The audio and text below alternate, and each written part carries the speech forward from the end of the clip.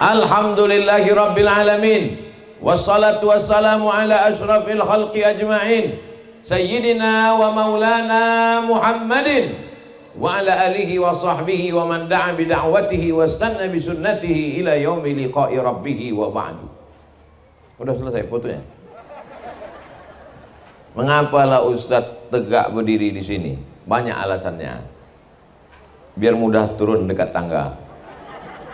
Kalau saya tegak di sana, ada Ustadz Zulfikar Hajar, kakak kelas kami senior atas jauh waktu di Mesir.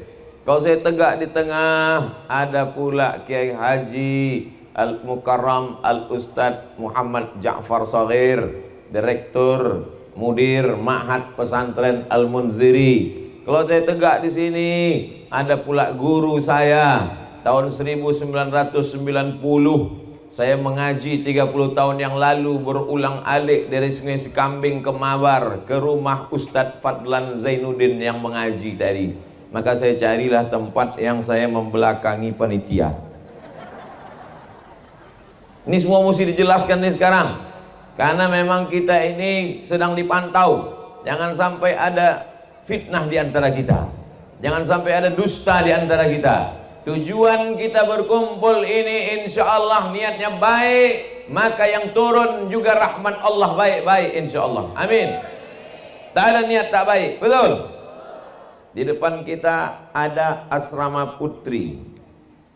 Saya tidak pernah diminta untuk meletakkan batu pertama, karena banyak yang saya letakkan batu pertama sekaligus batu terakhir, dan jamaah tahu itu. Maka saya selalu diminta untuk menandatangani prasasti peresmian. Tadi saya diminta pagi, tanda tangan prasasti peresmian rumah Quran. Udah selesai foto-foto, saya tengok di jalan fotonya, tanggal 20 Maret 2020. Loh, kenapa baru tadi ditandatangani? Undangannya udah lama, sekarang Ustadz baru bisa datang, gara-gara Covid. Jadi Maret kemarin jadwalnya, saya tak bisa datang karena Covid. Akhirnya ditunggu-tunggu, Covid ini tak pulang. Tak pulang dia ke Wuhan. Saya datang. Belaga kami sama Covid itu. Bapak Ibu yang dimuliakan Allah Subhanahu wa taala. Kullu mri'in tahta zilli sadaqatihi.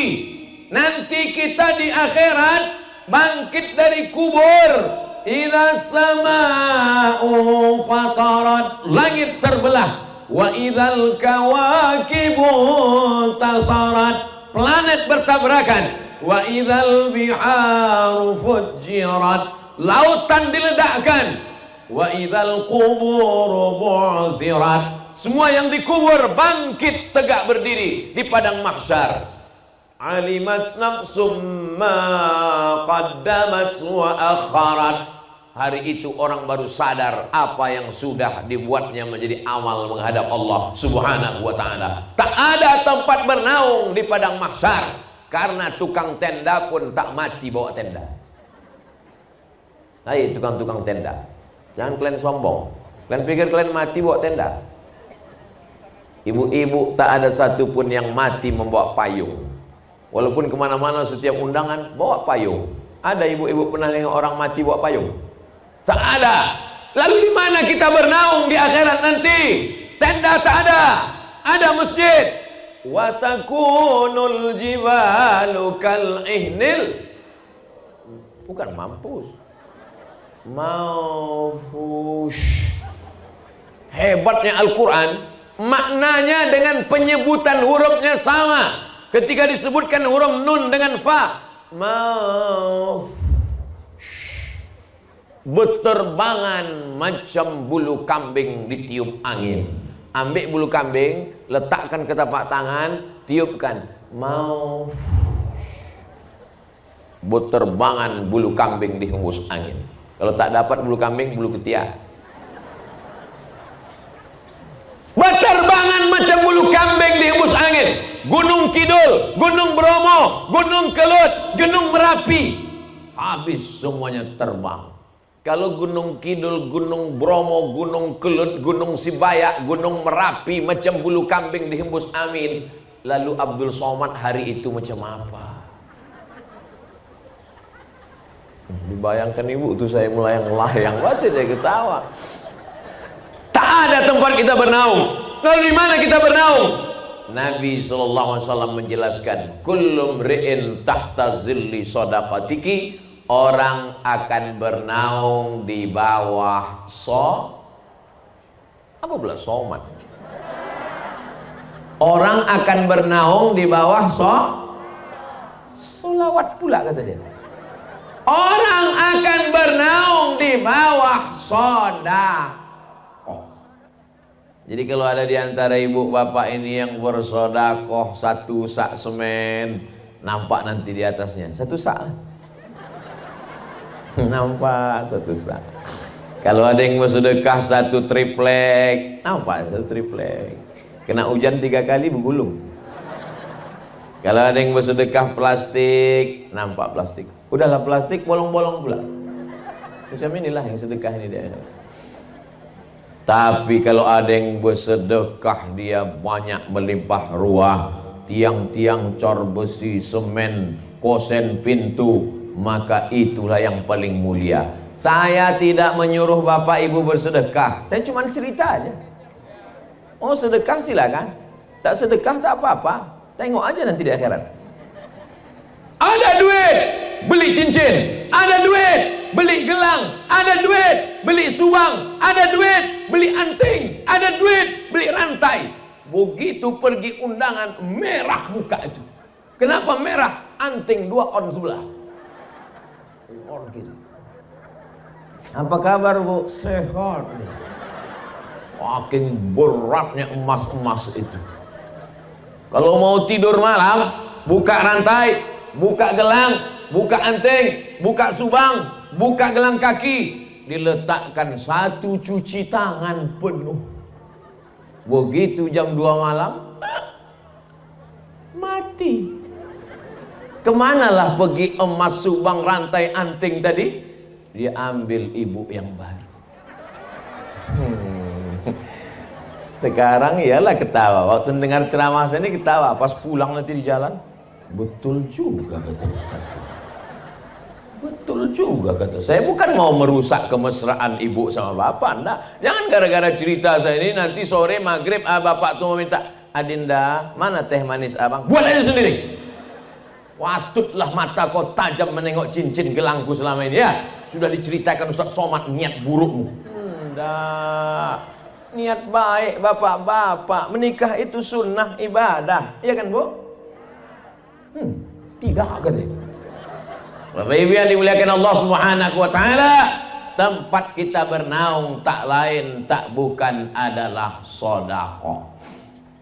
Ada yang tenggelam karena keringatnya sampai mata kaki. Ada yang tenggelam sampai ke lutut, ada yang tenggelam sampai ke pinggang, ada yang tenggelam sampai ke dada, ada yang tenggelam sampai ke leher, ada yang tenggelam sampai ke kepala, menghadap mereka kepada Nabi Adam alaihissalam. Wahai Adam, kami tak tahan menunggu di padang mahsyar, panas, tolonglah menghadap kepada Allah supaya diputuskan pengadilan ini. Aku tak sanggup, kata Adam. Tolonglah Adam. Kata Adam, aku tak sanggup. Kenapa Adam? Dulu Allah melarang aku makan buah kuldi. La taqraba hadhihi syajarah. Jangan kau dekati pokok ini. Allah melarang aku mendekati pokok kuldi. Bukan ku dekati, ku makan buahnya. Malu aku menghadap Allah. Minta mereka menghadap Adam. Adam tak sanggup menghadap Allah. Datang mereka menghadap Nuh. Wahai Nabi Nuh, tolonglah menghadap kepada Allah. Kata Nabi Nuh, anak kandungku ku ajak naik sampan. Ya bunayyarkam ma'ana. Wahai anakku, buah hati belayan jiwa, marilah naik ke sampan ayah nak. Apa jawab? Kan'an nama anaknya. Ada anak ibu nama Kan'an? Kalau ada ganti Abdul Somad. Apa jawab Kan'an? Sa'awi ila jabali asimuni minal ma. Aku akan naik ke atas bukit yang bisa menyelamatkan aku dari air banjir bandang. Banjir 40 hari 40 malam. Disangkanya macam banjir Sungai Deli. Tenggelam semua alam semesta. naik air ke atas bukit, tenggelamlah Kan'an, anak durhaka, anak Nabi Nuh alaihissalam. Tak sanggup aku menghadap Allah. Datang mereka menghadap kepada Nabi Musa alaihissalam. Kata Nabi Musa, aku tak sanggup menghadap Allah, karena ketika aku naik ke atas bukit Tursina menerima wahyu, umatku Bani Israel menyembah patung sapi yang berlobang lehernya, masuk angin kencang. Dibuat patung sapi, berlobang lehernya, masuk angin kencang, berbunyi sapi itu.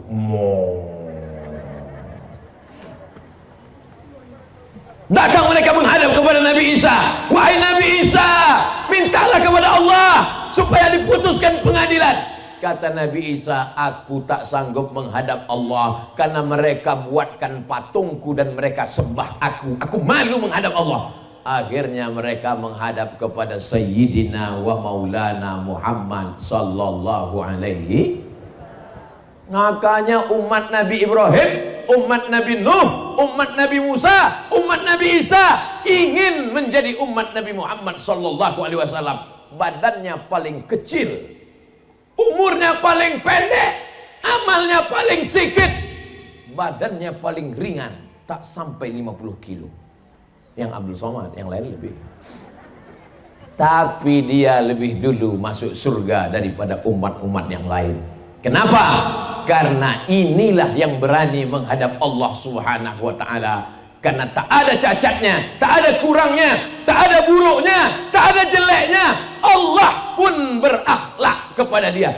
Kalau kepada Adam Allah panggil namanya, ya Adam uskun anta wa zaujukal jannah. Kepada Nabi Musa Allah panggil namanya, ya Musa inni istafaituka. Kepada Yahya Allah panggil namanya, ya Yahya khudhil kitaba biquwwah.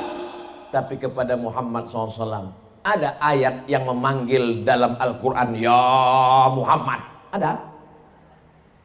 Macam hafal Quran aja. Ada bu? Tidak.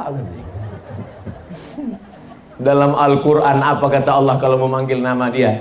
Ya ayyuhan nabi jahidil kuffar, ya ayyuhan rasul balligh ma unzila ilaika min rabbik.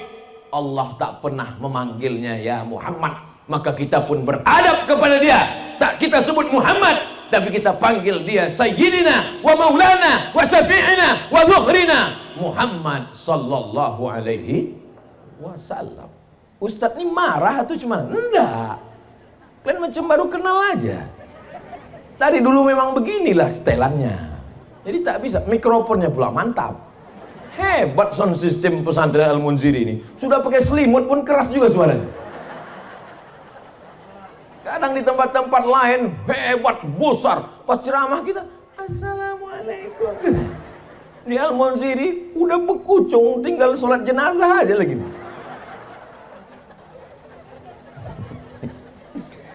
Saya sebetulnya ceramah antara ada COVID tak ada COVID sama aja.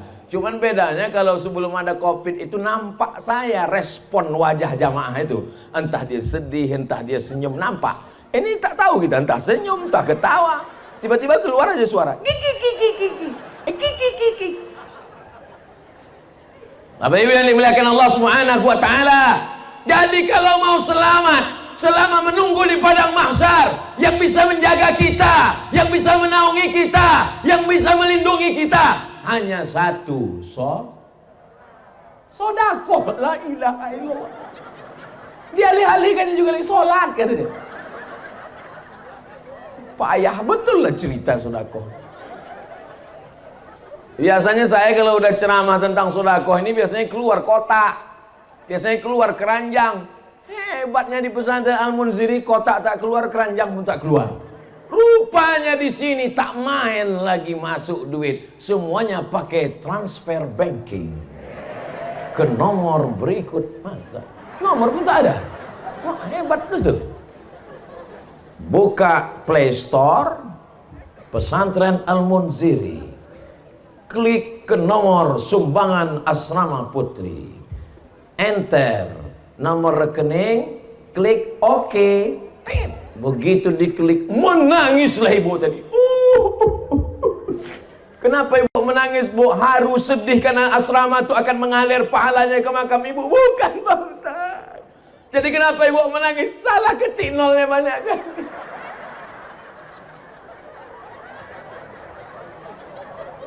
Bapak Ibu yang dimuliakan Allah Subhanahu wa taala, kalau kau ketik 1 juta, ada uangmu di sana 100 juta, yang kau sedekahkan 1 juta, mati engkau. Yang kau bawa mati yang 100 juta, apa yang 1 juta?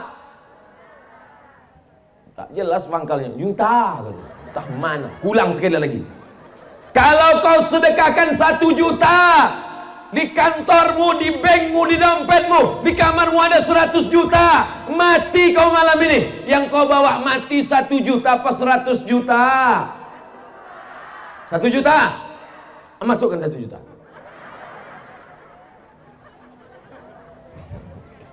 Ibu sehat? Bapak sehat? Alhamdulillah. Di tempat lain ada yang saya bilang 1 juta, demam langsung. Di tempat lain ada saya bilang 1 juta, kumat langsung. Aduh Pak Ustaz. Aduh, kenapa? Naik asam urat. Asam urat di sini Pak, lupa aku. Nah, yang pertama kalau kita mau mendapat naungan di padang mahsyar, maka kita mesti banyak-banyak mau sholawat juga. Oke, sholawat. Sallallahu ala Muhammad, sallallahu alaihi wasallam, sallallahu ala Muhammad, sallallahu alaihi wasallam.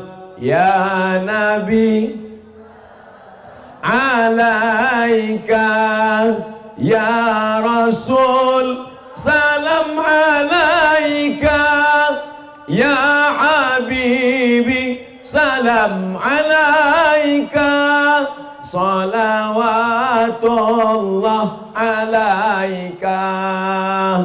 Banyak-banyak berselawat. Ibu-ibu yang sedang hamil berselawat, yang belum hamil berselawat, yang sudah hamil berselawat, yang hamil tak ada suami jangan berselawat. Bapak Ibu yang dimuliakan Allah Subhanahu wa taala. Yang kedua, dawu mardhakum bis shadaqah. Obati orang yang sakit di antara kalian dengan sedekah. Sudah berobat ke dokter, tak juga sembuh. Sudah berobat alternatif, herbal, kusuk, pijat refleksi, totok. Udah ditusukkan semua jarum-jarum ke badanku nih Pak Ustadz. Dari jarum kaki, jarum jahit sampai jarum goni. Tak juga sehat Pak Ustadz. Ada satu yang belum kau coba sesuai dengan sabda hadis Nabi Muhammad sallallahu alaihi wasallam, banyak-banyak bersedekah. Judul bukunya Al-Gharaib wa Taraib Sa'ah wa Sa'ah. Syekh Abu Ammar Al-Misri, orang Mesir. Dia bercerita tentang orang Saudi Arabia, kaya raya, sakit, pergi ke Amerika. Sampai ke Amerika, apa kata dokter Amerika? Pulang, makan enak, tidur enak, ketawa-ketawa, liburan. Nanti mana tahu Bapak Ibu sakit, na'udzubillah, na'udzubillah, na'udzubillah. Mana tahu sakit, pergi ke rumah sakit Pirngadi. Lalu kata dokter, ibu pulang ke rumah, makan enak, tidur enak, ketawa-ketawa. Itu artinya malaikat maut sudah 1,5 inci. Tak ada obatnya. Pulang, tidur, makan, ketawa bersama keluarga, nikmati hidup. Obatnya tak ada, menunggu mati. Mimda tema, taya bawa. Berarti masih banyak yang ngajinya pakai kaidah Baghdadiyah. Yang tahu Mimda tema taya bawati itu yang seumur-umur saya, yang umur-umur 23 nih. Kalau anak-anak zaman sekarang mana dia tahu? Anak sekarang ngaji tak pakai kaidah Baghdadiyah. Ngajinya pakai Iqra, a bataba batata batasa balari. Yang berlari anak. Anak soleh insyaallah, mantap. Amin. Bapak Ibu yang dimuliakan Allah Subhanahu wa taala, akhirnya orang sakit dari Saudi Arabia pergi berobat ke Amerika. Kata dokter Amerika tak ada obatnya, pulang saja. Baliklah dia ke Jeddah. sampai di Jeddah dia bersedekah, sedekah.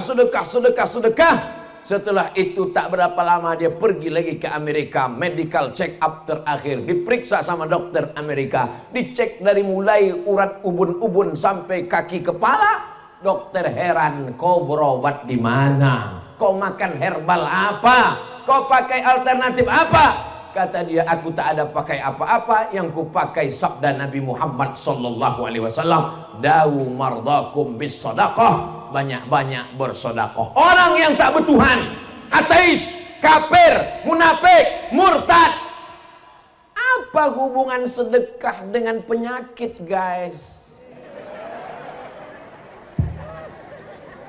Lagi kita yang beriman, yang percaya kepada Allah, mudah saja. Penyakit datang dari mana? Dari Allah. Kesembuhan datang dari mana? Apa pula dokter spesialis? Huwadh-dharru huwan-nafi'u. Allah yang mendatangkan mudarat, Allah yang mendatangkan manfaat, Allah yang menolak mudarat. Iyamsaskallahu bidurrin fala kashifa lahu illahu. Kalau Allah mau mudaratkan engkau, tak ada yang bisa menyehatkan engkau. Tapi kalau Allah mau menyehatkan engkau, tak ada satupun yang bisa memudaratkan engkau. Itulah iman, itulah akidah, itulah Ahlussunnah wal Jamaah, itulah makna la ilaha. Begitu. Kenapa Ustaz berapi-api nih? Kepanasan. Maka digulung baju ini dulu. Memang baju baru ini panas bawaannya. Baru dikasih orang tadi malam. Mereknya Casio, kasih orang.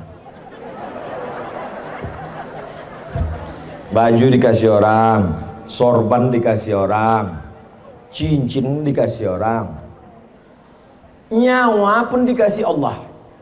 Kalau mau kapan dia mau dia cabut, betul? Maka ternyata sehatnya kita itu juga karena sedekah. Akhirnya apa yang terjadi? Apa hubungan penyakit dengan sedekah? Penyakit datangnya dari Allah, sedekah datangnya dari Allah. Ketika kita bersedekah, mengaji anak santriyah. Di pesantren lain laki-laki santri, kalau perempuan santriwati. Di sini berubah, yang laki-laki santri, yang perempuan santriyah. Terserahlah mau santriyah mau, yang penting santri. Mengajilah mereka tengah malam. Bismillahirrahmanirrahim. Yasin wal Qur'anil Hakim. Turun rahmat malaikat yang membelikan keramik, yang membelikan batu bata, yang membelikan semen, yang membelikan seng, yang memasangkan atap, kosen, pintu, jendela, AC, kipas angin. Maka pada saat rahmat Allah turun, penyakit-penyakit itu pun hilang. Innama amruhu idza arada syai'an ayyakula lahu kun fayakun. Dawu mardakum bisadaqah. Obati orang yang sakit di antara kalian dengan sedekah. Setelah selesai ceramah, datanglah ibu-ibu. Ustadz Somad, ya Bu, saya sudah diponis dokter kena penyakit sebesar duit logam 100 perak di dalam perut saya. Namanya kista, bukan merek mobil. Kista. Apa kata dokter? Ini kami sudah cek ada kista di dalam rahim. Gimana obatnya dokter? Mesti dioperasi. Efeknya apa? Kalau kistanya dibuang sama rahimnya dicopot, maka ibu tak bisa hamil lagi. Mendengar ibu tak bisa hamil lagi, mau nangis ibu tuh habis tisu setengah kotak. Mendengar ibu tak bisa hamil lagi, bapak tuh tersenyum.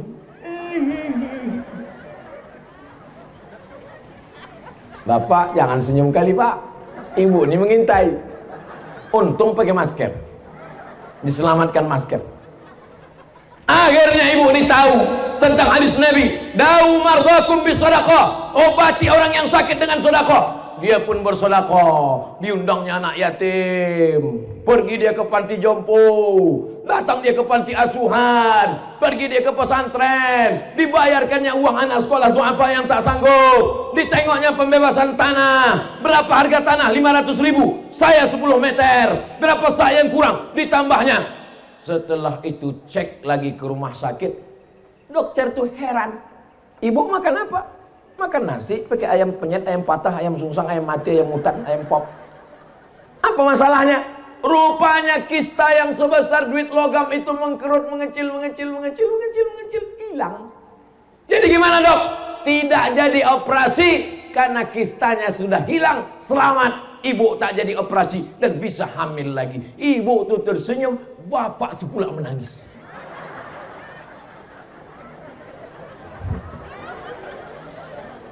Pupus sudah harapanmu pak.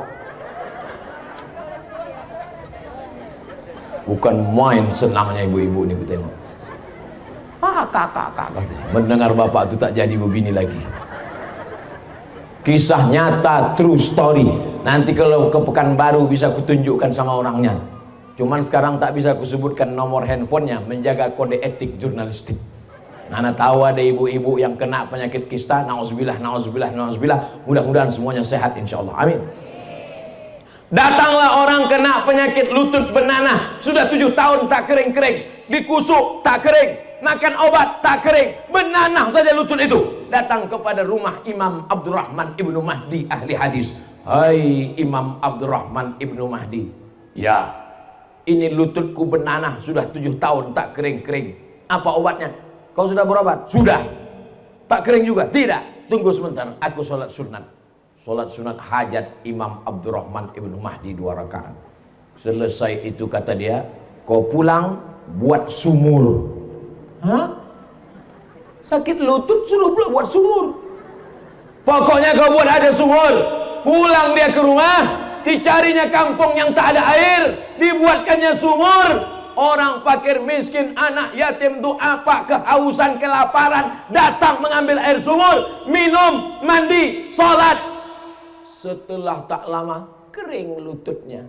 Apa hubungan lutut bernanah dengan sumur yang diminum orang? Rupanya sodakoh air minum membuat orang bisa sholat, bisa wudhu, bisa mandi, bisa makan, bisa minum. Maka turun rahmat Allah, sembuh segala penyakit. Maka kalau ada bapak ibu yang benanah, mau lutut, telinga, hidung, kepala benanah. Sekarang ada anak-anak gadis perempuan yang benanah 2. Ujung hidung sama ujung dagu. Karena dagu mau mancung. Disuntikkan kresek. Silikon. Silikon tak mau mencair dengan darah. Akhirnya benanah. Mau disedot takut hilang dagu. Akhirnya ditempelkanlah lintah. Terapi lintah. Ditempelkan lintah untuk menyedot nanah yang ada di dalam. Lintah itu biasanya kalau sudah menempel di kulit, setengah mati kita mencopotnya tak bisa. Tapi ini begitu ditempelkan lintah, melompat lintah. Apa kata lintah? Masam kali nanahnya. Maka jangan robah ciptaan Allah. Jangan kalian robah-robah. Ini banyak perempuan sekarang. Dagu suntik tajam, hidung suntik tajam. Cuman 2 bulan. Habis itu hidung menanah, dagu benanah. Hidung turun, dagu turun. Tinggal cari sapu lidi macam nenek sihir. Akhirnya apa yang terjadi? Sembuh kering lututnya karena sedekah air minum. Jadi kalau ada jamaah ini mau bersedekah air minum, jangan sebotol 2 botol. Datang ke pesantren Al-Munziri, temui Kiai Haji Al-Ustadz Haji Muhammad Ja'far Shagir. Tanya, berapa sumur bor yang perlu dibangun tak kering-kering? Hidupkan sampai hari kiamat tak kering-kering.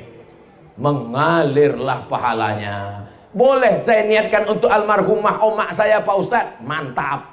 Datang sahabat Nabi bertanya, ya Rasulullah, ya ummi matat, emakku mati. Nyala kasar kali Ustadz, meninggal. Terlalu lembut Pak Ustadz, maninan. Ummi matat, emakku meninggal.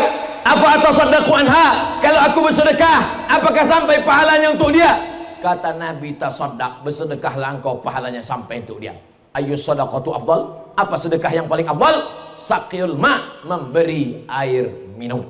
Maka bersedekahlah sumur bor. Saya mohon maaf Pak Kiai, saya tak tanya ini santrinya berapa, kamar mandinya berapa, tapi saya pernah ceramah di salah satu daerah. santrinya 1000, kamar mandinya 10. Bayangkan itu, perang yang paling sulit. Ngantri panjang, kemana mau diletupkan bom atom ini.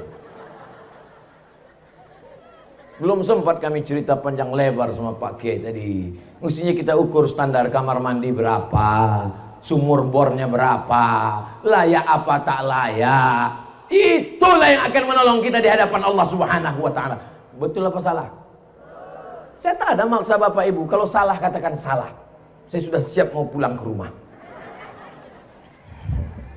Bapak Ibu yang dimuliakan Allah Subhanahu wa Ta'ala, yang pertama, sedekah menjadi atap naungan di akhirat. Yang kedua, kalau mau sehat walafiat, bebas dari segala macam penyakit, banyak-banyak bersolat. Saya ditanya sama jamaah, Ustadz Somad, kemarin kami tengok di Facebook di Aceh, lalu kemudian ke Medan, lalu kemudian ke Palembang, lalu kemudian ke Jakarta, lalu kemudian ke Makassar. Kenapa Ustadz sehat terus Pak Ustadz? Apa yang Ustadz minum? Teh manis. Makanannya nasi lemak. Tak ada tambahan suplemen-suplemen. Nggak ada, Beb. Jadi kenapa Ustadz sehat? Sehat saya karena didoakan jamaah. Berjuta-juta jamaah yang mendoakan saya. Di Instagram aja 4, berapa itu sekarang. Belum lagi di Facebook. Sebentar ya, aku cek dulu. Tak enak pula kalau agak-agak data nih tak valid kan. Sabar kalian nunggu kan. Caranya buka YouTube, habis itu cari Ustadz Abdul Somad Official. Udah? Nah, sesudah dapat baru buka, subscribe dulu.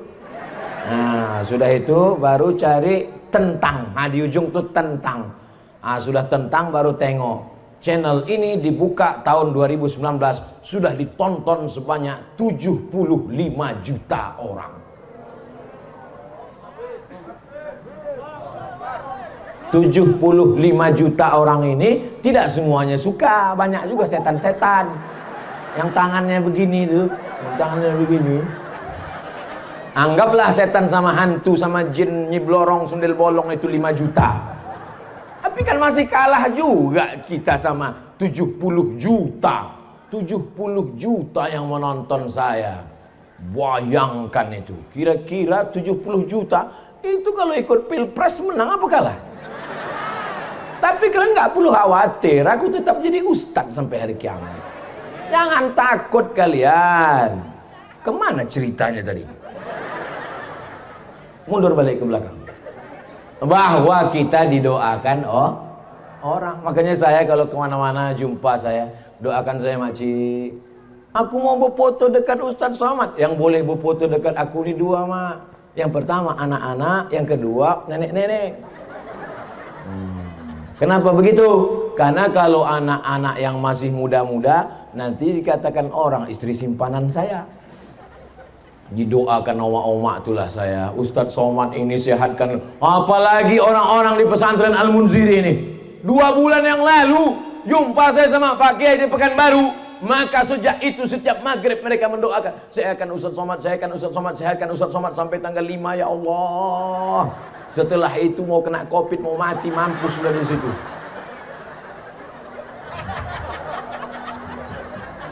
Orang Al-Munziri ini ikhlas-ikhlas, suci-suci hatinya. Doakannya Ustadz Abdul Somad, alhamdulillah sehat walafiat. Kalau tiba-tiba nanti sakit, sakit bukan laknat, sakit bukan kutukan. Ma yusibul mu'min min nasabin wala wasabin wala saqamin wala syaukin. Demam, sakit, sampai duri yang menusuk tapak kaki. Sesungguhnya Allah ingin menghapuskan silap salah dan dosa-dosa kita. Makanya kalau ada tetangga, kawan, sahabat kita sakit, si Anu kemana? Sakit. Mudah-mudahan diampunkan Allah dosanya ya. Begitu. Si Anu kemana? Sakit. Mampus di situ. Astaghfirullah, astaghfirullah, Rabbal baraya, astaghfirullah minal khataya, Rabbi zidni ilman nafi'a wa wafiqni amalan salihah. Sesungguhnya saya ceramah ini agak kurang konsentrasi saya. Seringkali apa yang mau saya sampaikan itu lupa saya bahan. Karena asal tertengok saya ke sana kantin. Asal kantin, terbayang saya bakwan, nasi adem. Saya memang tak bisa saya kalau ada makan. Tapi saya tetap berusaha untuk fokus. Bahwa yang pertama yang menolong kita di padang mahsyar, yang menjadi atap pelindung kita supaya selamat dari padang mahsyar adalah sedekah. Yang kedua, yang sakit berobat, berusaha, berikhtiar dengan sedekah. Yang ketiga, sampai berapa nih Pak Ustadz? Biasanya saya ceramah itu saya tengok jamaah. Kalau udah nampak saya ada 2-3 orang menguap, berhenti saya. Cuman sejak Covid ini tak tahu kita dia entah menguap entah tidak. Tak nampak. Mana nampak? Nampak, entah menguap, entah senyum, entah apa. Mata aja begini-gini.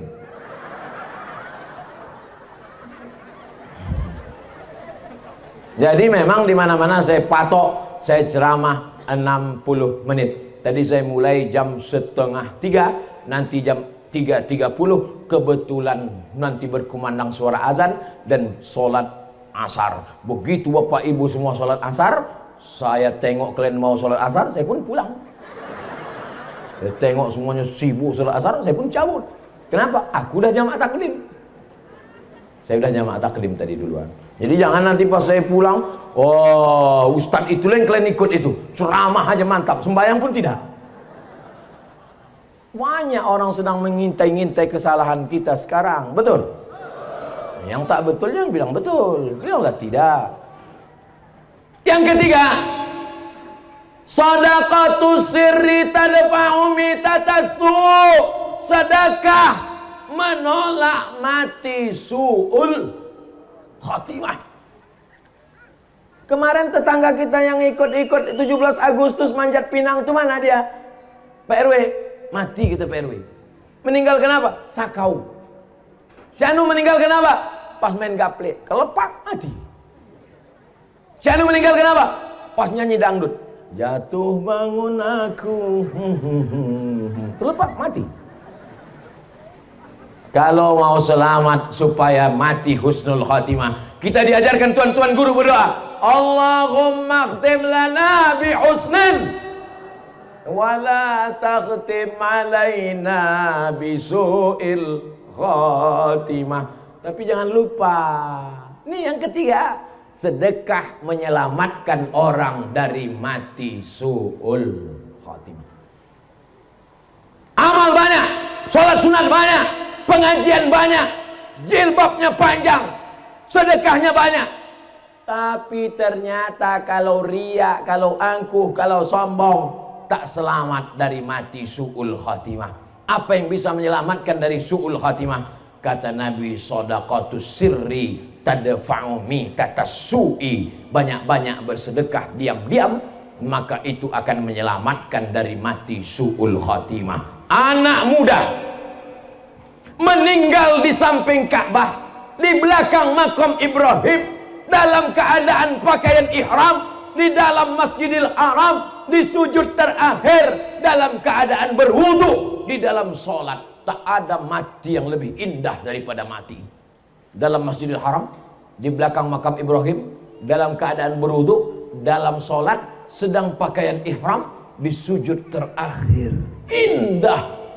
Anak muda, bukan alim ulama. Selesai dia dibawa ke keluarganya, datanglah orang bertanya kepada emaknya, anak ibu ini bu? Iya. Apa amalannya bu? Ulama dia? Tidak. Dia kerja kantor biasa. Jadi kenapa dia matinya indah betul? Aku pun tak tahu entah apa amalannya. 2-3 hari setelah kematian, datanglah perempuan membawa anak-anak. Kamu siapa? Aku perempuan. Iya, aku tahu aku kau perempuan. Ya kau siapa? Ini anak-anakku. Terus anak ibu ini setiap awal bulan datang ke rumah kami, diam-diam membawa gajinya dikasihnya sepertiga gajinya untuk anak yatim. Terkejutlah ibu, terkejut semua tetangga jamaah. Kenapa dikasih Allah dia husnul khatimah? Karena sodako. Makanya nanti ibu, mana tahu suami ibu meninggal, 2-3 hari sesudah itu datanglah janda membawa anak. Itulah tanda husnul. Tak ada yang mau mengaku. Sodakoh ini luar biasa Bapak Ibu. Kawan saya dalam keadaan kesulitan, datang dia ke tempat Pak Kiai. Pak Kiai, aku hidupku sedang sempit, aku dalam keadaan susah, aku dalam stres, aku depresi. Kau cari kampung, terus kau cari warung di kampung itu, terus cari yang catatan utang orang paling banyak di situ, sampai malu jumpa beli minyak lampu, malu jumpa beli beras, malu jumpa beli sabun karena utang begitu banyak. Terus bayarkan diam-diam, maka Allah lepaskan segala kesulitanmu. Wallahu fi aunil abdi maka nal abdu fi auni akhi. Allah akan menolong seorang hamba selama hambanya itu mau menolong saudaranya. Jadi masalah menolong orang dengan sodakoh ini Bapak Ibu luar biasa. Makanya orang-orang mati itu kalau sudah mati masuk ke liang lahat dikubur, ditanya Allah Ta'ala, hai mayat, mau kalian hidup lagi? Apa kata mayat-mayat itu menjawab, laula akhartani ila ajalin qarib.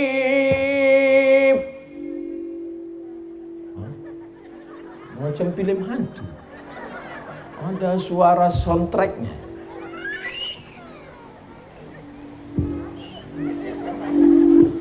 Laula akhartani ila ajalin qarib. Kata mayat-mayat yang sudah masuk dalam kubur, kasihlah aku waktu sekejap aja ya Allah, kasihlah aku hidup sebentar saja ya Allah. Tak bisa sehari setengah hari, tak bisa setengah hari 1 jam, tak bisa 1 jam 1 menit, tak bisa 1 menit 1 detik, hidupkan aku. Kalau kau kuhidupkan, kau mau apa? Apa jawab dia? Fa'asaddaqa. Kalau aku hidup sekejap, aku mau bersodako. Kenapa Ustaz dari tadi ceramahnya ke sini terus? Kenapa tak ke sana? Mereka tuh tak ada duit. Duit mereka dipegang ini semua.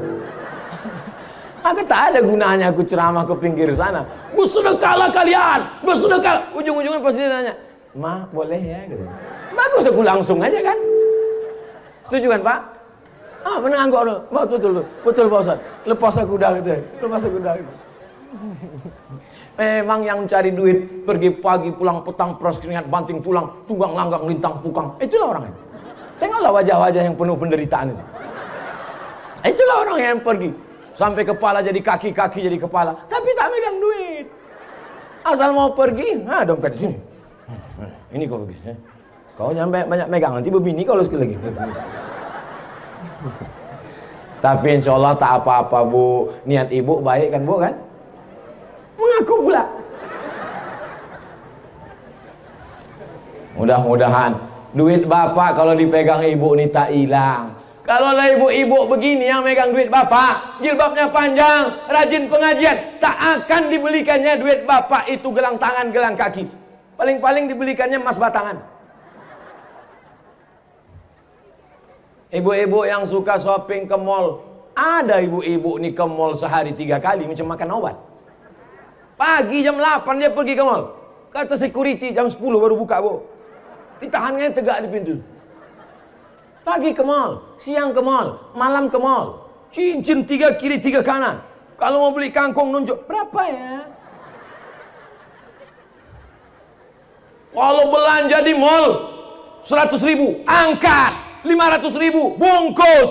Tapi kalau belanja ke pasar, menawarnya mencekik. Berapa ikan ini setumpuk? 15.000, 2.500 ya?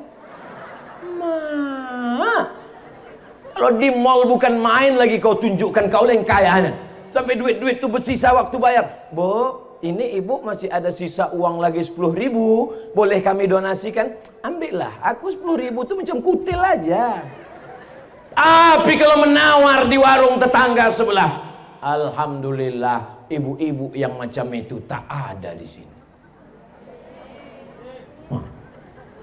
Amin kata dia, berarti masih ada. Husnuzan, semuanya baik-baik insyaallah. Amin. Bapak Ibu yang dimuliakan Allah Subhanahu wa taala, siapa yang ceramah di pesantren Al-Munziri tadi? Abdul Somad. Abdul Somad yang mana itu? Mana ada Abdul Somad lain? Apa isi ceramah dia? Entah apa-apa, aku tak ingat lagi. Aku fokus sekali nengok baju baru dia itu, jadi tak ingat pula aku tahu. Kalau payah ngingat ceramah saya, tinggal kalian tonton aja di channel Ustadz Abdul Somad Official. Hasil setiap detik, setiap menit tontonan kalian itu, duitnya dibelikan beras untuk fakir miskin. Satu paket isinya beras 10 kilo, minyak 2 kilo, gula 1 kilo, teh 1 kotak, susu 1 kaleng, sarden 10 kaleng, satu paket 300.000 dibagikan ke fakir miskin, ke anak yatim dan du'afa. Jadi sekali menonton sesungguhnya dia sudah bersedekah. Tapi sedekah yang di Munziri juga jangan lupa. Yang tak bawa duit cash sekarang, besok pagi bawa sama koper-kopernya kemari. Assalamualaikum Ustadz Kiai Haji Muhammad Ja'far Shagir. Ya, mana semen batu bata, berapa lagi yang perlu kami bantu? Coba tengok data-datanya. Semen sekian sak, batu bata sekian sak, kosen. Ibu mau nolong? Enggak, mau nanya aja. Tolonglah. Siap ibu menolong? Mak, dari bunyinya tak yakin aku. Siap bapak menolong? Siap nega. Apalah gunanya orang siap tak berduit? Insyaallah. Al-mu'minuna wal mu'minat ba'duhum awliya'u ba'd. Laki-laki yang baik, perempuan yang baik, mereka saling tolong menolong. Anak-anak sekarang cabut dari sekolah pergi ke mall jalan-jalan, dari rumah pakai jilbab panjang, sampai di tengah jalan jilbab dikulung masuk tas, naik motor knalpotnya dipotong, cabut, minumannya disuntik pakai narkoba, begitu diminum mabuk, hilang kesadaran, melakukan perbuatan zina. Lagunya sudah ada, pulang-pulang berbadan dua. Yang ketawa aku sih pula. Bukan paham ini. LGBT, zina, virus HIV/AIDS, sakau, narkoba. Tidak ada yang bisa menjaga anak-anak kita selain benteng pondok pesantren. Betul? Yang sudah mendaftarkan anaknya ke pesantren, alhamdulillah. Yang belum mendaftarkan anaknya, segera daftarkan ke pesantren Al-Munziri Medan, Sumatera Utara sebelum tanggal penutupan berikut ini, tahun ajaran 2021-2022. Potong, masukkan ke Instagram. Aku sudah habis tanggung jawab di dunia. Kalau ditanya Allah nanti di akhirat, kenapa anak si anu mabuk? Kenapa anak si anu sakau? Kenapa anak si anu pakai sabu-sabu? Bukan salahku ya Allah. Aku sudah sampaikan di mana-mana, sudah ku ceramahkan. Mereka lah yang tak mau mendengarkan ceramah. Tapi ibu-ibu yang ada di sini semua insya Allah selamat anaknya dunia akhirat. Amin. Oma ayah saya nun di Kabupaten Pelalawan, dari Pekanbaru 3 jam lagi ke arah Jambi. Saya disekolahkan pesantren Darul Arafah Lau Bakri Deli Serdang, Sumatera Utara. Menengoknya setahun sekali. Beruntung betuahlah kalian yang ditengok. Banyak anak-anak santri ini minta tengok pula sekali 3 hari, sehari 3 kali. Minta bawakan keripik pedas lah, bumbu pecal, banyak betul lah kau. Balik aja kau ke rumah. Kami dulu setahun sekali baru ditengok. Orang tua di Riau, saya kuliah sekolah di pesantren Darul Arafah. Tak ada perempuan. Ini masih untung ada santriah. Kami tak ada santriah. Laki-laki semua. 1.800 santrinya. Laki-laki semua. Tengok kanan laki-laki, tengok kiri laki-laki. Kalau mau menengok perempuan, pas makanlah bibi-bibi yang masak di dapur. Bukan baik bibi itu. Ngantri lah kami bawa piring. Bi, kata Pak, kelepak. Lewat. Hari Sabtu, hari Ahad, hari libur. Wah, datang. Datanglah nenek-nenek menjenguk cucunya. Itulah, cantik juga nenek-nenek itu kadang-kadang. Jadi kalian di pesantren nih enak, cantik, indah, alamnya luar biasa. Saking makbulnya doa orang di pesantren. Dari tadi malaikat sudah mau menurunkan hujan, tak hujan-hujan. Ditahannya. Gimana? Kuturunkan? Tunggu dulu, selesaikan ceramah Abu Somad dulu. Sikit lagi, sikit lagi, sikit lagi, sikit lagi. Saking kan hebatnya doa santri-santri. Mereka berdoa, kenapa doanya makbul? Karena mereka dekat dengan langit. Itu di atas.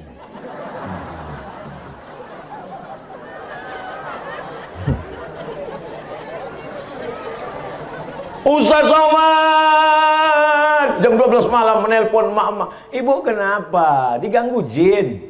Bukan Pak Ustaz, anakku. Kenapa anak ibu? Anakku bawa motor Kawasaki Ninja, ngubut ke sana kemari, mau kularang udah tak bisa. Kalau kularang dibawakannya perang panjang. Kenapa? Kabel-kabel otaknya sudah korslet dibuat narkoba. Apa lagi yang mau dilakukan? Nasi sudah jadi tai ayam. Anak sudah mabuk, otaknya sudah rusak. Ibu masih cerita bubur juga lagi. Udah rusak udah otaknya. Ustaz Somad, tolong doakan anak saya. Pak Ustaz datang ke rumah. Anak ibu kenapa? Tak tahu pagi, tak tahu siang, tak tahu malam, tak tahu makan, tak tahu sholat. Asik main game online di kamar. Tolonglah Ustaz doakan. Tak tahu aku doanya. Belum ada dapatku doa Nabi. Allahumma inni a'udzubika min game online. Siapa yang memberikan handphone? Aku Pak Ustaz. Siapa yang mengasihkan kamar besar? Aku Pak Ustaz. Siapa yang membelikan layar monitor TV besar? Saya Pak Ustaz. Siapa yang membelikan paket? Saya Pak Ustaz. Siapa yang buat dia kecanduan? Saya Pak Ustaz. Sekarang dia udah kecanduan, siapa yang salah? Ustaz. Apa pula aku salah? Maka kalau anak kita mau selamat, tidak ada jalan lain, sekolahkan di pesan. Saya nih Bu, saya nih Pak, andai tak dimasukkan ke pesantren dulu, udah jadi hantu sekarang. Alhamdulillah, dimasukkan almarhumah mak nih saya ke pesantren, tinggalkannya. Begitu saya taman aliyah, dikirimnya ke Mesir, 4 tahun tak dikasihnya ongkos, tak balik-balik. Sampai temenung saya di tepi sungai Nil tuh. Sadis sekali ya. Tak jadi bunuh diri.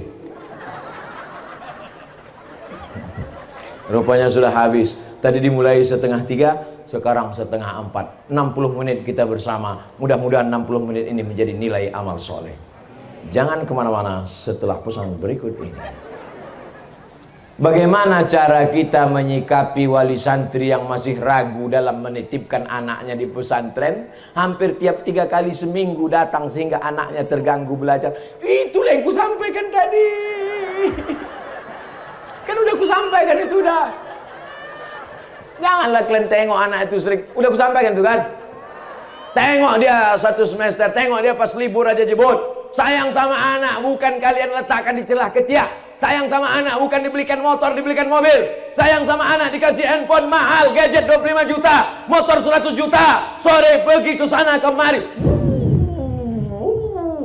Orang sedang sholat maghrib. Wainil maghdubi alaihim waladdallin.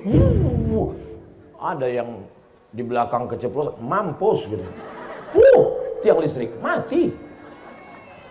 Sayang sama anak, tinggalkan di pesantren. Ibu kalau mau menangis, Bu, jangan waktu di pintu ini. Tinggalkan dia sini. Ku tinggalkan kau di sini supaya kau jadi orang. Ku tinggalkan kau di sini supaya kau jadi ulama. Ku tinggalkan kau di sini supaya kau menjadi polisi, jadi tentara, jadi hakim, pengacara. Belajar kau baik-baik. Kalau mau nangis, udah keluar agak-agak jauh, ada pokok-pokok sawit. Berhenti menangislah di bawah tuh.